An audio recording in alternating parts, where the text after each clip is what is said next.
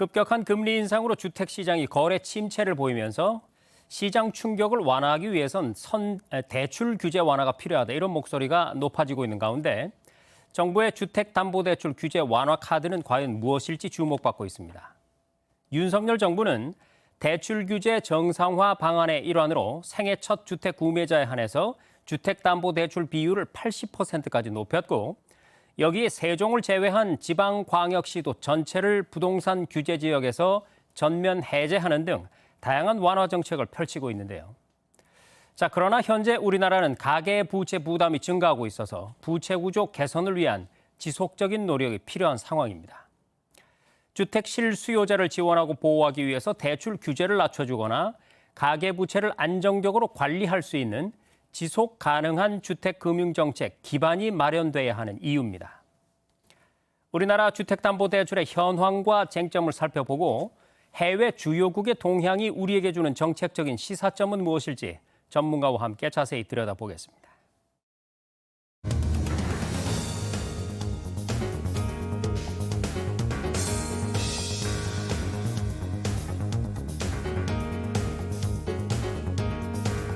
네, 오늘 저희 뉴스룸에 국토연구원 김지혜 부연구위원을 초대했습니다. 위원님 어서 오십시오. 네, 안녕하세요.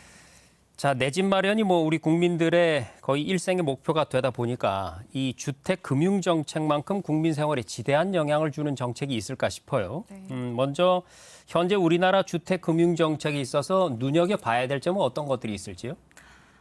우선 우리나라의 주택금융정책은 실제로 주택시장의 경기 변동과 매우 밀접하게 관련되어서 변화해 왔습니다. 네.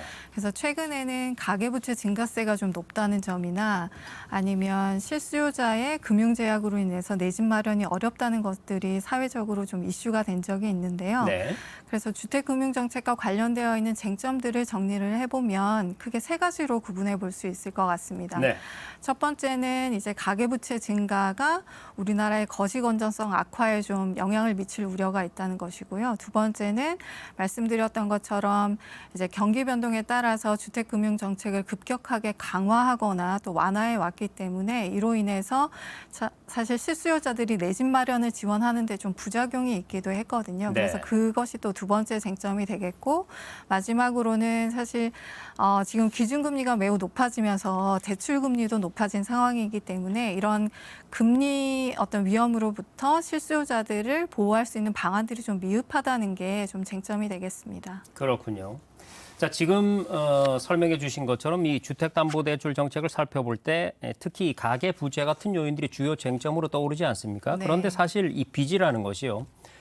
내가 우리 집에 빚이 얼마나 있나 이것만 들여다보면 솔직히 많은지 적은지 잘 판가름이 안 되거든요. 네. 우리나라의 지금 가계부채 수준이 다른 나라와 비교하면 어느 정도 수준입니까? 네, 저희가 일반적으로 이제 다른 나라와 가계부채 수준을 비교를 할 때 가장 많이 사용하는 지표가 GDP 대비 가계부채 비율입니다. 네. 이 비율 같은 경우에는 이제 우리나라의 경제 활동으로부터 얻어지는 생산 가치 대비 이제 가계가 보유하고 있는 부채 비중이 어느 정도가 되느냐를 나타낸 지표로 볼 수 있는데요. 이제 저희가 IMF 자료로 2019년 기준으로 해서 이제 13개국의 어떤 GDP 대비 가계부채 비율을 봤을 때는 네. 저희 나라가 좀 부채 비율이 높은 편에 속하는 것으로 보여지고 있고요. 실제로 저희가 그 가계부채 비율의 증가세와 관련해서도 국가별로 비교를 했는데 저희가 분석한 13개국 중에서는 글로벌 금융위기 이후에 우리나라의 어떤 연평균 증가율이 한 7.3%로 가장 높은 수준을 보였습니다. 그래서 종합해 보면 우리나라가 가계부채 비중 규모도 좀 높은 편이지만 이제 증가세도 좀 뚜렷하게 높은 추세를 보였다고 볼 수 있습니다. 네. 다른 나라와 비교를 해봤을 때도 역시 가계부채 높은 수준이고 그리고 네. 늘어나는 속도도 빠르다. 네. 이런 말씀이시네요. 한 가정에서도 사실 빚을 많이 지면은요, 버는 돈들의 상당히 많은 부분이 빚을 갚는 데 써야 되고 그러다 보니까 가계 활동은 당연히 위축될 수밖에 없지 않습니까? 네. 이렇게 가계 부채가 증가하게 되면 앞으로 이 우리나라의 경제 성장에는 어떤 영향을 미치게 될 거라고 보이십니까? 네, 앵커님께서 말씀하셨듯이 이론적으로도 실제로 가계부채가 증가하게 되면 소비에 쓸 수 있는 여력이 줄어들기 때문에 미래 경제 성장률에도 부정적인 영향을 미치는 것으로 알려져 있고요. 네. 그래서 저희가 1995년부터 한 15개국 정도를 대상으로 해서 국가 패널 자료를 구성을 했고 이걸 바탕으로 이제 가계부채가 경제 성장률에 미치는 영향을 분석을 했습니다. 분석한 결과를 보면 평균적으로는 가계부채가 1% 정도 증가하게 되면 미래 경제 성장률은 한 0.097% 정도 증가하는 것으로 분석이 됩니다. 근데 실제로 이러한 그 경제 성장률에 대한 그 영향 같은 경우에는 가계부채 수준이 어떠냐에 따라서 다를 수 있거든요. 네. 그래서 저희가 가계부채 수준별로 추가적인 분석을 시행을 했고 실제 그 결과를 봤을 때는 GDP 대비 가계부채 비율이 90%를 넘어서게 되면 이제 경제 성장률에 미치는 영향은 약화되는 것으로 나타났습니다. 네. 현재 우리나라의 그 가계부채 수준이 90%를 넘는 수준이라는 걸 감안을 한다면 사실 경제 성장률 측면에서도 가계부채에 대한 관리는 필요한 면이 있다고 볼 수 있겠습니다. 네. 박사님 말씀 들으면서 사실 빚이 전혀 없는 것도 이상한 나라거든요. 네. 그 얘기인즉슨 빚이 전혀 없다는 얘기는 어떤 그 과감하게 뭔가를 하지 않고 있다는 얘기이기 때문에 네. 적정한 수준의 빚이 중요한 그렇죠. 것이다. 이런 네. 말씀이죠. 그래서 그렇다 보니까 이제 이 대출 비율을 조절을 해야 되지 않겠어요? 그래서 우리나라 같은 경우도 언론에 많이 등장하는 단어죠. 주택담보대출 비율 그리고 네. 총부채 상환 비율 이런 것들을 상황에 맞게 조절을 하면서 이제 거시 건전성 정책을 시행을 하고 있단 말이죠. 세계적으로 봤을 때는 이 거시 건전성 정책의 동향은 뭐 어떻게 파악이 되고 있나요? 네. 우선 거시 건전성 정책 중에서 주택금융과 관련되어 있는 게 말씀하셨던 LTV나 아니면 부채 상환 비율이라고 하는 뭐 DTI나 DSR 정도가 될 텐데요. 네.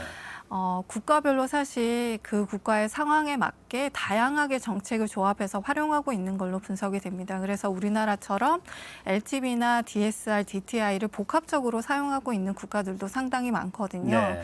그런데 우선 이제 뭐 LTV를 기준으로 해서 봤을 때 선진국도 그렇고 신흥국도 그렇고 LTV를 점점 이제 강화해 오는 추세인 것은 맞는 것 같습니다.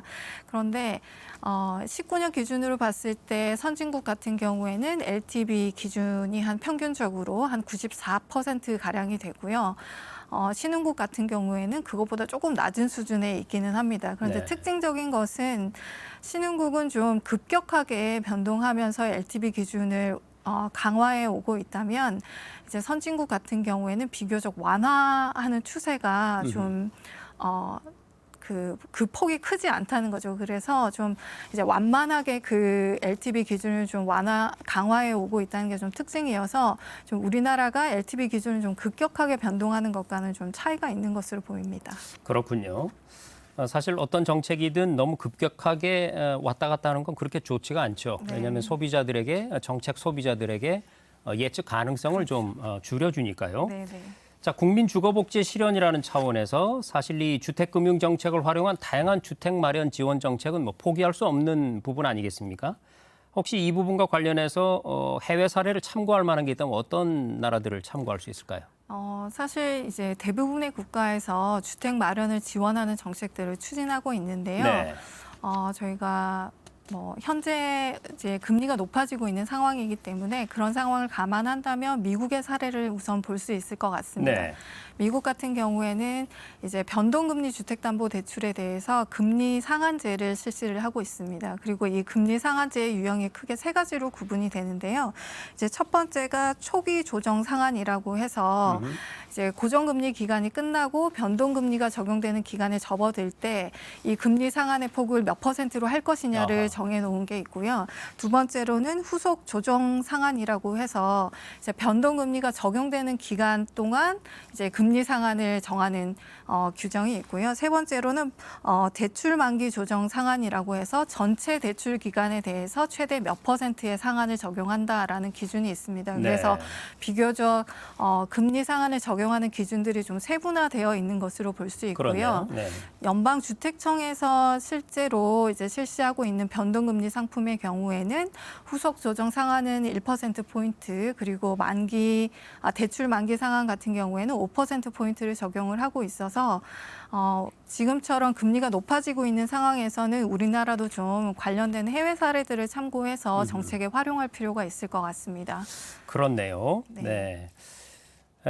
역시 오늘 또 우리 위원님하고 얘기를 나눠볼수록 이 정책의 목표라는 것이 국민들이 과도한 빚의 수렁에 빠지지 않게 하면서 네. 실질적인 주거 지원이 가능하도록 네, 네. 두 마리 토끼를 잡는 것인데 말이죠. 네. 가계부채를 안정적으로 관리하면서 주택 실수요자들에게 진짜로 도움되는 그런 지원을 하기 위해서는 어떤 것들이 좀 필요하다고 보세요?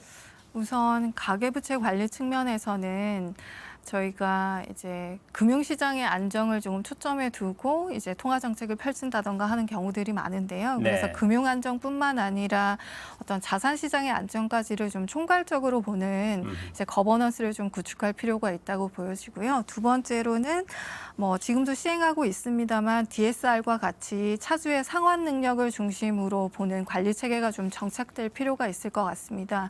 이 경우에는 저희가 LTV 중심의 규제를 하게 되면 실제로 주택담보대출이 좀 규제가 강화되면 이제 그 신용대출 같은 것들을 사용하는 풍선 효과가 있을 수 있기 때문에 전체적인 차주의 어떤 부채를 보는 이제 DSR 중심의 관리 체계 정책이 필요하다고 볼 수 있고요.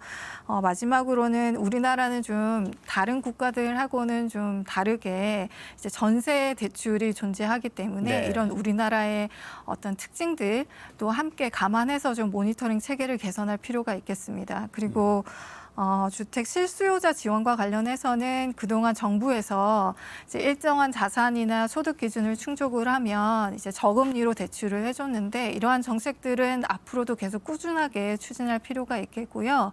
또 좀 전에 말씀드렸던 미국 같은 사례들을 참고로 해서 금리 상한형 대출을 조금 활성화할 수 있는 방안들을 좀 마련해야 할 것으로 보입니다. 네. 자, 다시 처음 얘기로 돌아가서요. 처음에 우리가 지속 가능성을 얘기를 했는데 말이죠. 사실 이 시류에 따라서 어떤 주택금융정책이 너를 뛴다거나 또 네. 거품처럼 이렇게 금방 커졌다가 이렇게 꺼져버린다거나 이게 아니라 그야말로 예측 가능하고 지속 가능한 그런 주택금융정책의 기반을 조성하는 게 참 중요할 것 같습니다. 네. 이걸 위해서 앞으로 정부 차원에서 어떤 정책적인 방안들이 좀 필요하다고 보시는지 마무리 정리 말씀 부탁드립니다. 네, 네. 우선 가장 중요한 건 저희가 이제 DSR을 측정을 할 때 이제 현재 소득뿐만 아니라 미래 소득도 좀 반영을 해서 하고 있기 때문에 이제 소득을 좀 정확하게 측정할 수 있는 기반을 마련하는 게 필요하다고 생각하고요. 네. 이제 영국 같은 경우에는 RTI라고 해서 실시간으로 이제 소득을 파악할 수 있는 시스템을 구축해 놓고 있습니다. 그래서 이러한 그 구축된 소득 자료들을 바탕으로 해서 조세 정책이나 아니면 복지 정책에도 많이 활용을 하고 있거든요. 그래서 저희가 이런 사례들을 좀 참고를 해서 이제 소득을 좀 더 정확하게 파악할 수 있는 이제 시스템을 마련할 필요가 있고요. 네. 두 번째로는 이제 저희가 국제 비교를 하다 보면 이게 정책적으로도 많이 활용이 되고 연구에서도 많이 활용이 되기는 하는데 주택 가격이라든지 아니면 주택 가계부채 중에서 주택 구입의 목적으로 사용되는 부채의 규모가 어느 정도인지는 사실 파악하기가 어렵거나 아니면 체감도가 좀 낮은 데이터들이 이제 보고되어 있는 경우들이 있습니다. 그래서 이런 부분들은 조금 이제 보완을 해서 저희가 좀 대응을 할 필요가 있을 것 같습니다. 네, 잘 알겠습니다. 아까도 얘기했듯이 두 마리 토끼를 잡는 것이 쉬운 일은 아니지만 오늘 해외 사례도 많이 소개해 주시고 여러 가지 정책적인 시사점을 던져주셨는데 저희 프로그램 이 정책 담당자들이 많이 보시거든요. 네. 적극적으로 아마 감안을 하리라고 생각해 봅니다. 지금까지 국토연구원의 김지혜 부연구위원이었습니다. 오늘 말씀 고맙습니다. 네, 감사합니다.